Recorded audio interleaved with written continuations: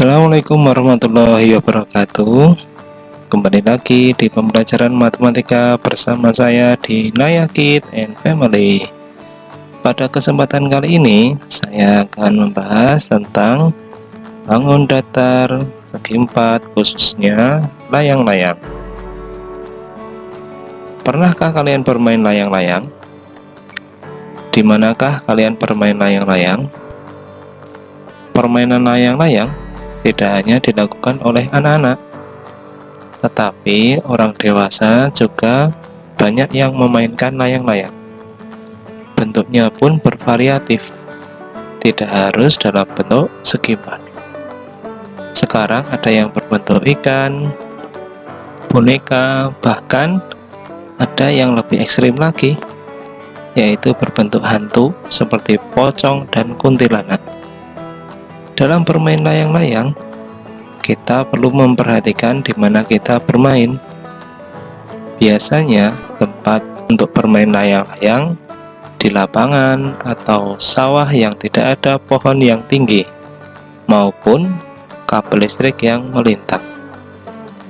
Fenomena yang terjadi sekarang, banyak yang bermain layang-layang di jalan, di perumahan, ataupun di dekat instalasi listrik. Pemerintah sudah memberikan peringatan, jangan bermain layang-layang di dekat instalasi listrik. Tampak pada gambar, petugas PLN sedang membersihkan sisa-sisa layang-layang yang tersangkut di instalasi listrik.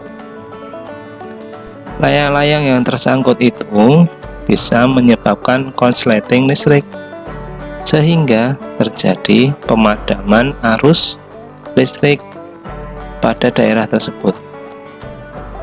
Bahkan saat ini permainan layang-layang sudah menggunakan yang namanya benang gelasan. Benang ini khusus untuk adu layang-layang. Benang ini sangat tajam karena dalam proses pembuatannya menggunakan kaca yang dihaluskan.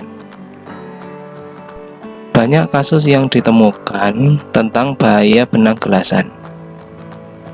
Bisa dilihat pada gambar, ada orang yang terkena benang gelasan di bagian lehernya, sehingga luka dan memerlukan jahitan yang banyak. Ada juga anak kecil yang sedang diboncengkan orang tuanya terkena benang gelasan yang melintang. Akibatnya di wajahnya sobek sehingga memerlukan 17 jahitan. Oleh karena itu, demi kebaikan dan keamanan kita bersama, main layang-layang harus di tempat yang lapang. Dan jika menggunakan benang gelasan, haruslah bijaksana. Oke, kita akan masuk materi layang-layang. Apa itu layang-layang? Layang-layang adalah bangun datar yang dibentuk dari gabungan dua segitiga sama kaki yang panjang alasnya sama dan berimpit. Sifat layang-layang yang pertama yaitu pada setiap layang-layang masing-masing sepasang sisi sama panjang. Perhatikan gambar di samping. Terdapat layang-layang ABCD. Pasangan sisi yang sama panjang adalah AB sama dengan AD dan BC sama dengan CD. Sifat layang-layang yang kedua yaitu pada setiap layang-layang terdapat sepasang sudut berhadapan yang sama besar. Perhatikan gambar. Pasangan sudut yang berhadapan yang sama besar adalah sudut BAD sama dengan sudut BCD, atau sudut A sama dengan sudut C. Sifat layang-layang yang ketiga yaitu pada setiap layang-layang salah satu diagonalnya membagi dua sama panjang diagonal lain dan tegak lurus dengan diagonal itu. Perhatikan gambar. Diagonal yang terbagi menjadi dua adalah diagonal AC, sehingga AO sama dengan OC sama dengan setengah dari AC. Diagonal BD tegak lurus dengan diagonal AC. Itulah sifat-sifat dari bangun datar segi 4 layang-layang.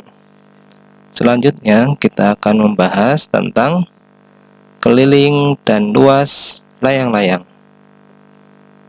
Perhatikan gambar. Keliling layang-layang bisa kita cari dengan cara menjumlahkan setiap sisinya. Karena ada dua sisi yang sama panjang, maka bisa kita menggunakan rumus mirip seperti persegi panjang. Berdasarkan gambar layang-layang JKLM, keliling layang-layang sama dengan 2 kali dalam kurung JK ditambah KL. Sedangkan untuk luas layang-layang bisa kita cari dengan cara mengalihkan diagonal 1 dengan diagonal 2, kemudian dibagi 2. Oke, apakah kalian sudah paham tentang layang-layang? Semoga materi ini bermanfaat. Sekian dari saya. Terima kasih dan wassalamualaikum warahmatullahi wabarakatuh.